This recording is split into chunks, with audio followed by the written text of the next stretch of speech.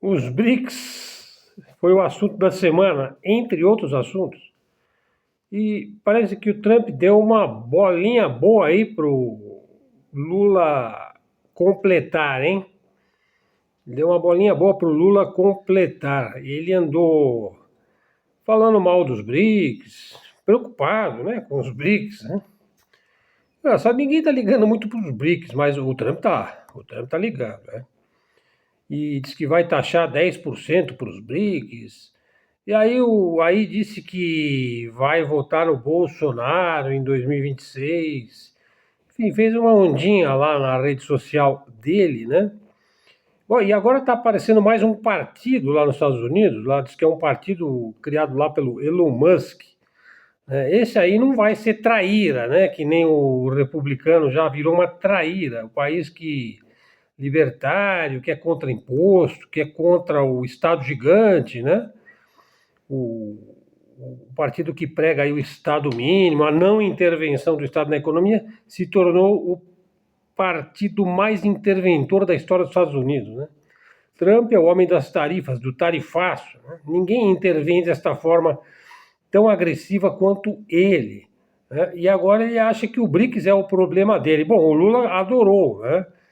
A fala do Lula aí repercutiu no mundo inteiro, né, dizendo que o Trump tem que cuidar da vida dele, tem que cuidar do país dele, tem que deixar-nos viver em paz com nossos negócios, né, com nossos projetos, com nossos aliados, né, com nossos parceiros. Né, por que ele tem que vir meter o bedelho em tudo? Né, em tudo ele quer meter o bedelho. O projeto dos BRICS não é contra o dólar, não é contra o dólar. Não é a favor do yuan. O projeto dos BRICS é o uso de moedas nacionais. Diretamente, sem a intermediação do dólar, sem a meteção de bedelho do tio Sam. Né? E daí o Lula saiu por cima nessa dividida. Hein?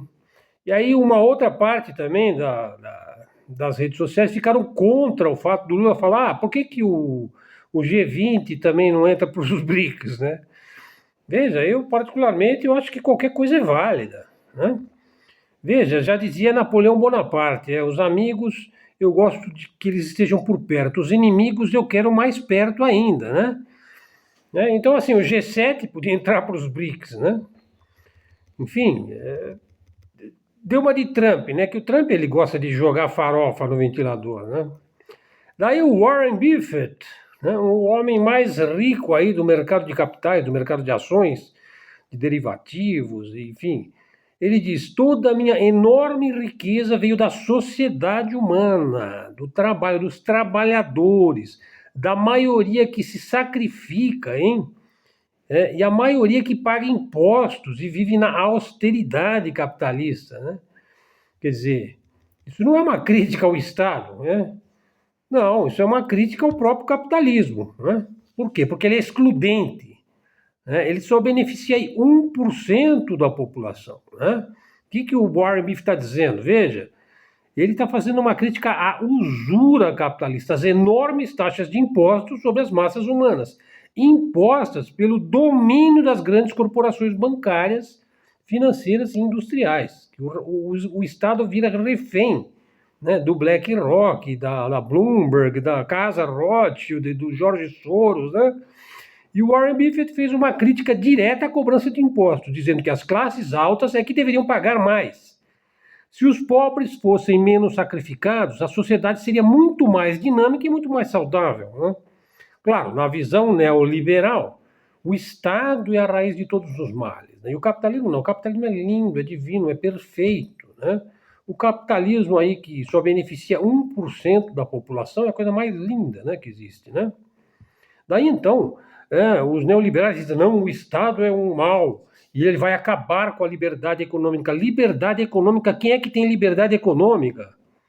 Né? A gente vive assim, da mão para a boca, né? E da boca para a mão, né? Pagando um volume de impostos escorchante. Olha aí o IPVA, quem pagou recentemente, né? IPTU, né? Você tem que comprar a tua casa de novo, você tem que pagar o teu carro de novo, né? E sem falar os impostos sobre o consumo, hein? E sobre os produtos, sobre os alimentos.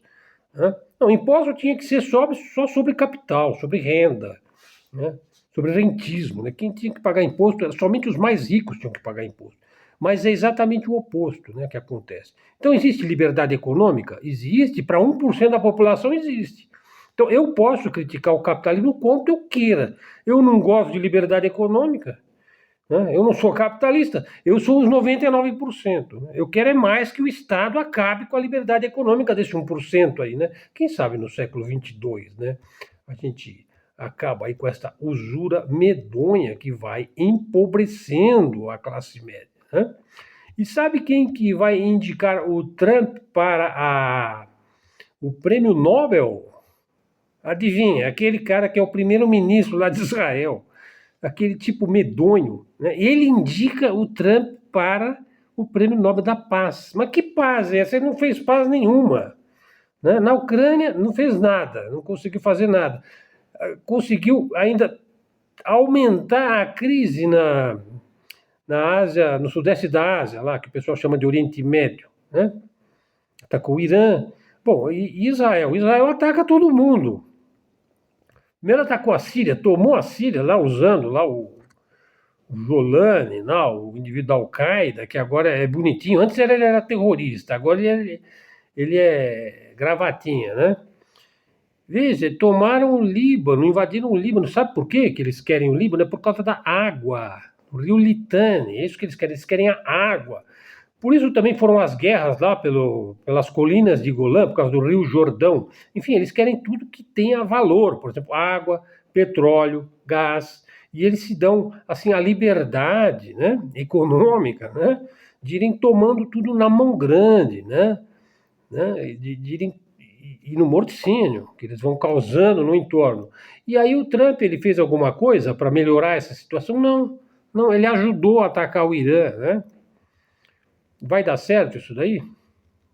Bom, acho que ele merece o Prêmio Nobel da Paz, né? Assim, quem sabe se ele receber o Prêmio Nobel da Paz, ele consegue fazer alguma paz no mundo, né? Mas você vê, os sionistas eles podem explorar os povos no entorno ali de Israel, né? Com a usura, inclusive, o quanto ele quiserem. Eles podem praticar a usura, porque é o seu projeto de existência humana, é a usura sobre os povos, sobre as massas, sobre os cristãos, sobre quem quer que seja, né? Agora, o infanticídio não, isso eles não podem. Né? Em breve, a munição dos genocidas aí vai ficar mais cara, hein? Vai ficando mais cara a munição, né? Bom, e o Trump não acabou com a guerra da Ucrânia, está promovendo uma guerra contra o Irã, vai acabar com a China, né, com seus tarifácios, vai eleger o Bolsonaro, né? Você vai conseguir aí, ô Galinho Garnizé? Vou colocar aqui nas imagens desse vídeo, né? Bom, e o Brasil agora diz que vai comprar míssil da Itália, né? Mas ao mesmo tempo aí a Avibras, né, está sufocada aí porque o governador Tarcísio ele não quer que o Brasil tenha míssil, né? Ele não quer cuidar da Avibras, ele quer cobrar, arrochar a Avibras, né? Que poderia ser a saída para o Brasil produzir seus próprios mísseis. Mas quem disse que colônia de exploração quer ter seus próprios mísseis? Não, ela quer comprar míssil da Itália, da França, dos Estados Unidos, de Israel. Fabricar aqui que é bom? Não, né? Daí não vai ter a gorjeta, né? Não vai ter os 5% aí, se fabricar aqui. Bom, e o Trump, então, nessa semana, Donald Trump se mete em assuntos do Brasil, hein? Imagine se fosse o oposto, hein? Se o Brasil fosse se meter nos assuntos políticos dos Estados Unidos, né? Bom, a base aliada do Trump, ela começou a se dar conta de que Trump é uma fraude. Ele é uma fraude política. Ele é um indivíduo que faz toda essa confusão. Já deu para ver que isso é um método, né? É um método farofa no ventilador. Veja, ele foi colocado no cargo para atender os interesses da elite corporativa e financeira dos Estados Unidos e do mundo, né? Às expensas da classe média e trabalhadora que votou nele, do cidadão médio, cujas expectativas vão sendo frustradas. Vocês vão ver o ano que vem, quando eles começarem a se dar conta, né, da armadilha que eles caíram, hein? Da cumbu quando eles enfiaram a mão. Veja, eu faço um alerta ao pessoal que está celebrando aí a fala do Trump, hein? O Trump está colocando votos no Partido Democrata. Cuidado, hein? Nacionalismo de Araque, hein? Veja, e nacionalismo de Araque é assim, é Miami, Estrela de Davi para mim, cuequinha americana, e Papuda para você. Né? Isso aí não prospera não, hein? Bom, eu não sou petista, eu não sou lulista, eu não sou esquerdista, nada disso. Eu apenas considero que o indivíduo que o Trump está promovendo lá, ele é inferior ao nosso presidente atual, né? E não adianta vir com choradeira, com dor de cotovelo, dizendo que a eleição foi fraudada e não sei o que, tem que provar, hein? Veja, ó, polarização política nos meus posts aqui é total perda de tempo. Nós não fazemos polarização, hein? E a gente respeita o governo, por pior que ele seja. A gente faz nossas críticas, fazemos críticas duras, sim, né? Veja, pessoal, vou indicar um vídeo aqui do Richard Wolff. A queda já está em andamento. A queda já está em andamento. E quando você coloca o vídeo, ele já vem com áudio em português, né? Então aí você vai entender o que está realmente atrás do governo do Donald, né? Bom, pessoal, a entrevista de Tucker Carlson. Então já vamos aqui para a segunda parte do nosso vídeo com o presidente iraniano Massoud Pezeshkian, que tem sido muito criticado aí porque é um quinta coluna, né? Esse Pezeshkian, né? Essa entrevista foi anunciada aí no dia 5 de julho. Bom, o Tucker Carlson ele é conhecido por suas posições conservadoras e críticas à intervenção militar dos Estados Unidos em outros países, né? E ele ofereceu aos americanos aí uma perspectiva aí sobre as tensões entre Estados Unidos, Irã e Israel, né? Aí o Tucker Carlson afirmou que a entrevista foi motivada pelo direito dos cidadãos americanos de obterem informações sobre ações realizadas em seu nome, especialmente aí após a recente guerra de 12 dias entre Irã e Israel, e que envolveu o ataque dos Estados Unidos a instalações nucleares do Irã. Daí o Pezeshkian destacou que o Irã não tem intenção de atacar outros países. Bom, isso daí ele está certo. Não tem histórico de agressor, né?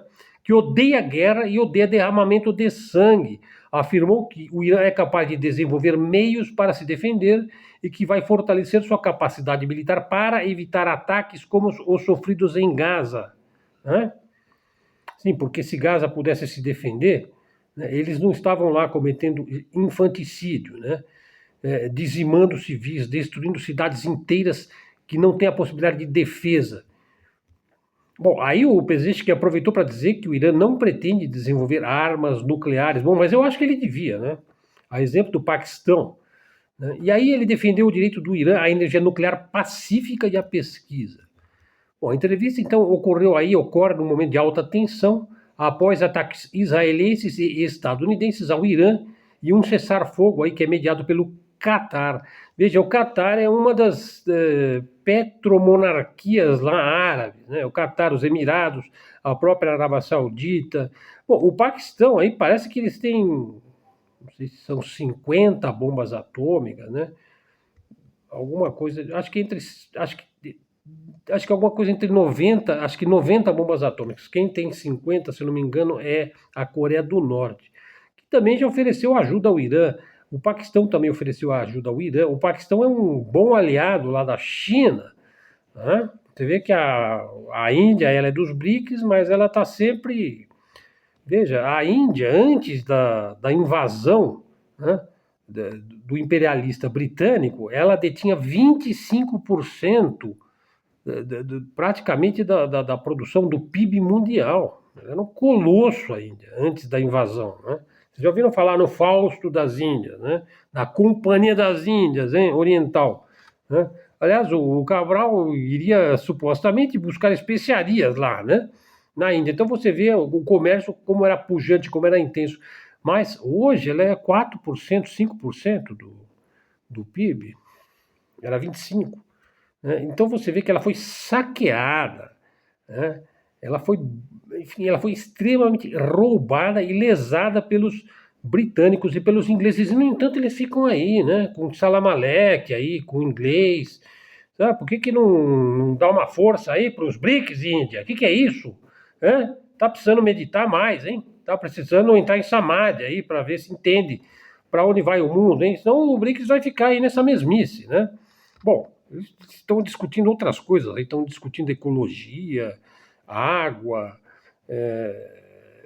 temas assim ambientais. Não, eu acho que tem que discutir, talvez até para amainar um pouquinho os ânimos, né? O BRICS não tem pressa, né? Ele não tem pressa. Mas ele representa 50%, né, do PIB mundial, né? E é mais do que a população, metade da população do mundo, né, está dentro dos BRICS, né? Então, assim, aí falando de bomba atômica, veja, foi a Arábia Saudita que ajudou o Paquistão a ter sua bomba atômica, não foi? Eu não tenho certeza, hein? Então você vê que ali é um balaio de gato, hein? Você vê que, por exemplo, eu nunca vi Israel atacar, deve ter tido já suas rusgas, mas ninguém ataca os Emirados Árabes Unidos, o Catar, a Arábia Saudita, né? Esses daí é coisa nossa, é gente boa, né? É gente protegida ali pelos estadunidenses por causa do precioso ouro negro, né? Do gás, não é verdade? Sim, mas eles também querem vender petróleo para a China sem usar o dólar, né, senhor Trump, né? E aí, o senhor vai taxar a Arábia Saudita, né? Vai, né? Bom, o Tucker Carlson, para terminar esse tema da entrevista, ele está alinhado aí ao America First, viu, Trump? É America First, não é Brasil First, viu? Brasil First é só os brasileiros, né? Mas nós queremos Brasil First, e não o Brasil americanizado First. O Brasil americanizado First nós não queremos. Nós não queremos cuequinha americana, estrelinha de Davi no olho, isso daí nós não queremos, viu? Bom, e daí o Tucker Carlson usou a entrevista para reforçar aí sua crítica às políticas intervencionistas, né? Bom, o Trump ele está lidando lá com pressões internas e externas sobre a continuidade das guerras imperialistas e sionistas aí pelo mundo. Enfim, a coisa não vai fácil para ele, né? Pessoal, criticar o socialismo é a coisa mais fácil do mundo, não é? Sobretudo hoje em dia. Agora, eu queria ver esse pessoal iluminado aí, que diz que tudo é uma questão de controle fiscal, né?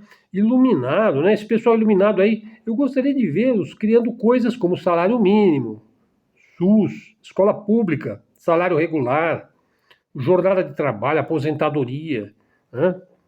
Bom, isso tudo veio do socialismo, né? Será que é tão ruim assim? O socialismo? Olha, o Putin nunca vai aceitar a proposta de trégua do Trump. Não tem perigo, né? Sobretudo enquanto o Trump seguir enviando bilhões em armas para a Ucrânia. Bom, agora parece que vai parar, né? Mas, bom, aparentemente ele vai parar de enviar armas para a Ucrânia. Bom, a OTAN ela quer o cessar-fogo para se rearmar. Então é claro que os russos não vão cair nessa balela, né? E aí o senhor Tarcísio, né? O indivíduo que dorme com a cuequinha da Estrela de Davi, né? Privatizou a Sabesp aqui, vendeu abaixo do preço de mercado, né? E agora a gente tem aí um despejo de esgoto sem tratamento no Rio Tietê, um efeito colateral, né? Porque eles acham que tudo tem que ser privado, né? Então, assim, 86 piscinas olímpicas por dia de esgoto puro derramado no Rio Tietê. O governo diz que é apenas um efeito colateral, né? E por quê? Porque a Sabesp, a decisão da Sabesp privatizada não ouviu as pessoas que realmente entendem de água no estado de São Paulo, né? Veja, privatizar faz mal ao meio ambiente, né? E ao povo, né? Então, assim, é complicado isso aí, né? Essa coisa de privatização. Eu comecei a ser uma pessoa crítica ao governo do Bolsonaro quando começou a loucura de privatizar, de querer privatizar tudo, né? Se deixar, ele privatiza a Petrobras, o Banco do Brasil, a Caixa Econômica, o BNDES, privatiza Brasília, né? Que bom, aquilo já são oligarquias privadas, né? Enfim, o Brasil também está numa situação complicada, né? Bom, eu estava falando de problema do socialismo, né? Mas veja só, esse pessoal que despreza a China, porque você sabe, existe uma enorme guerra informacional em curso, né? Então, por exemplo, tem pessoas que ainda acreditam no livro negro do comunismo, que é um libelo, né, propagandístico, ideológico do macartismo. É só isso. Veja, eu tive um professor fantástico da escola dos Annales, a escola francesa do Brodel, do Fernando Brodel, enfim.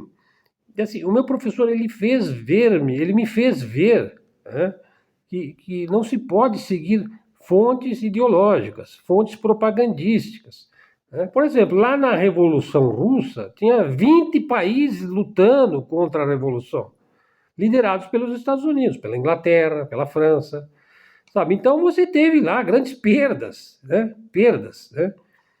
E depois você tinha uma enorme quinta coluna lá dentro, incrustada na época do stalinismo. Então você já imagina o que aconteceu, né?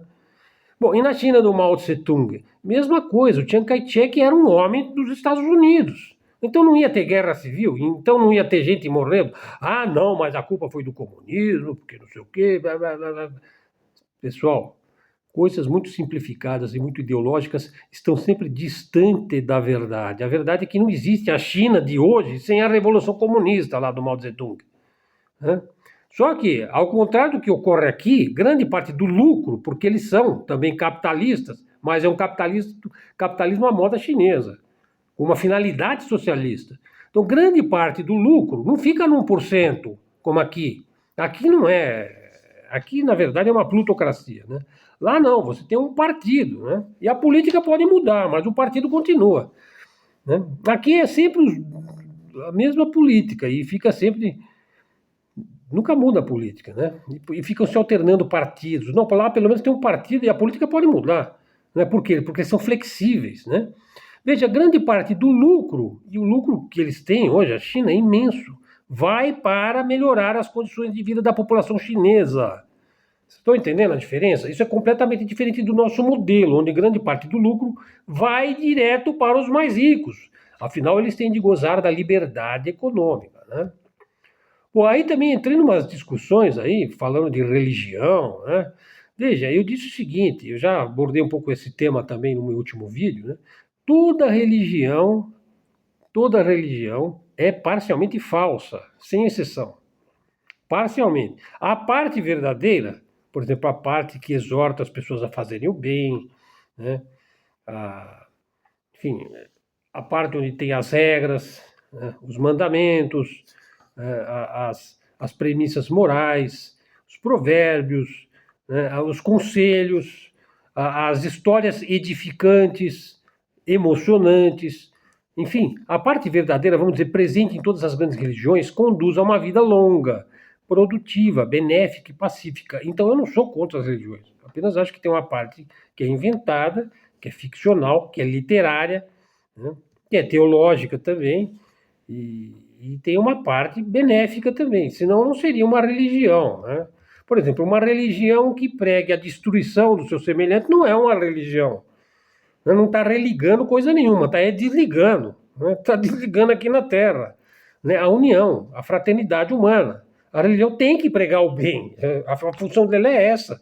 Agora, uma religião que prega o mal, destruir, né, o outro porque você é melhor que ele, isso é uma religião, isso é uma seita satânica, né? Bom, eu acredito que o Deus verdadeiro não tem Bíblia nenhuma. Deuses têm Bíblias. Então tem várias Bíblias, né? Cada um acha que a sua é a única que presta, que é a única que tem o Deus verdadeiro, né? Bom, aí tem um outro texto que eu também produzi lá no Facebook, mas é um texto enorme, onde eu analisei lá o debate entre Olavo de Carvalho e Alexander Dugin. Eu já analisei várias vezes, enfim, mas ele é muito longo e merece um vídeo só para ele, só para analisar esse texto aí. Bom, pessoal, voltando ainda ao assunto da religião, veja, eu acho o seguinte, se Deus fosse uma pessoa que risse, se ele desse risada, certamente ele riria muito de todos os decretos, dogmas, ritos, determinações, normas, leis, em suma. Deus riria de todos os códigos infalíveis criados aqui no fugaz mundo terreno, né? Se Deus pudesse rir, se ele fosse antropomórfico, né? Se ele fosse feito a nossa imagem e semelhança, né? Ele daria risada, né, de todas as escrituras que se prometem como a única, infalível, eterna, desculpa, e definitiva, né? Bom, tá, estamos chegando aqui, pessoal. Veja, há um tempo atrás eu entrei numa discussão por causa de um instrumento chamado Lúcifer. Veja, esse é um acrônimo em inglês para Large Binocular Telescope Near Infrared Utility with Camera an Integral Field Unit for Extragalactic Research. Veja, é uma câmera infravermelha e espectroscópica acoplada ao Large Binocular Telescope, né? O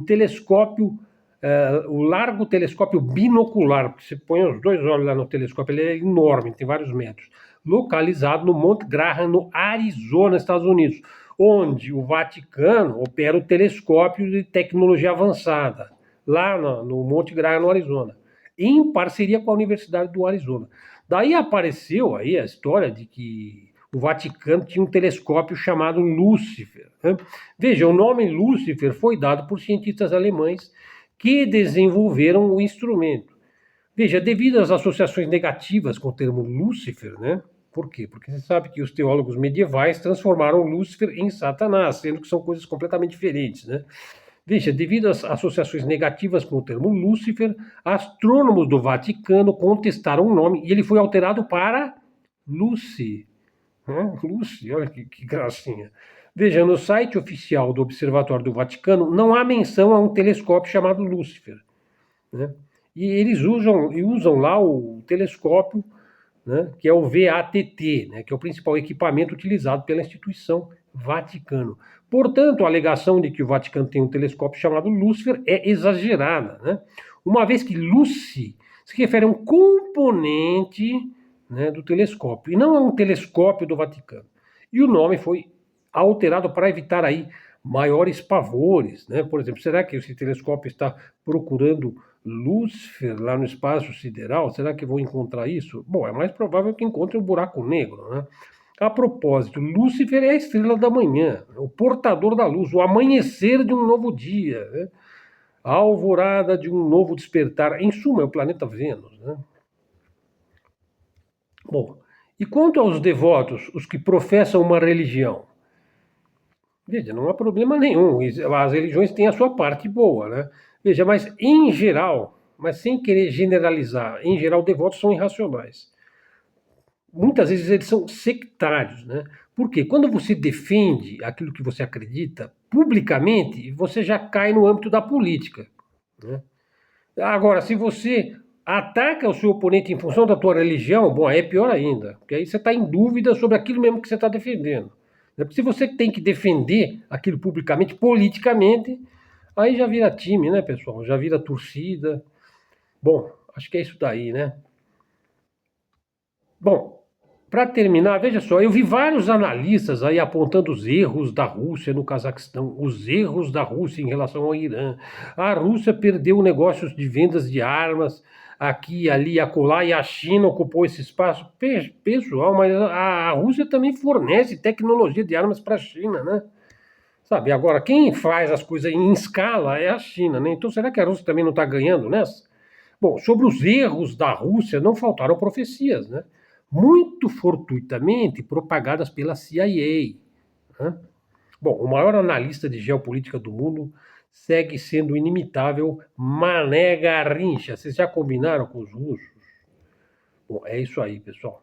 Então vamos ficando por aqui. O vídeo ficou até longo, 28 minutos. Canal Luz no Fim do Túnel. Chegando até aqui, você já dá o seu like no nosso vídeo, faz um comentário, traz um seguidor para o canal, verifique se você está seguindo o canal. O último vídeo ele bombou aí, está com mais de 4.000 visualizações, hein? Realmente é imprevisível. Eu espero que esse daqui também tenha uma boa repercussão aí, junto aos nossos seguidores que estão de parabéns aí pelos comentários. Eu leio todos os comentários e, na medida do possível, eu comento os comentários. Pessoal, então aí, olha, muito obrigado pela sua presença aqui no nosso canal. Foi seu interlocutor Helder Araújo aqui, que se despede agradecido pela sua atenção e desejo aí uma boa noite a todos. E vamos em frente, pessoal. Muito obrigado a todos, até a próxima e fiquem com Deus.